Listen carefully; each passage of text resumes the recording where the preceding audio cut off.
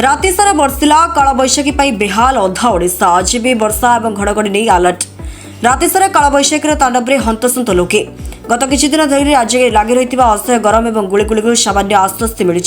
सारा राज्य के गुरुवार राति सारा कालबैशाखी तांडव देखा मिली। प्रबल वर्षा पवन और बिजुली घड़घड़ी सहित अनेक अंचल जलमग्न होइछि।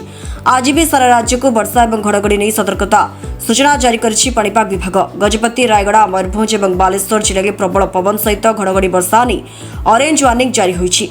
सकाळ 8:30 पर पागरे परिवर्तन हो पारे। भद्रक जाजपुर केन्द्रापड़ा कटक जगतसिंहपुर पुरी खोर्धा नयागढ़ गंजाम गजपति रायगड़ा कोरापुट मालकानगिरी केन्दुझर और नवरंगपुर में घड़घड़ी सहित वर्षा हो पारे। मे 7 तारिख पर्यंत बिजुली घड़घड़ी सहित वर्षा होबार संभावना रही।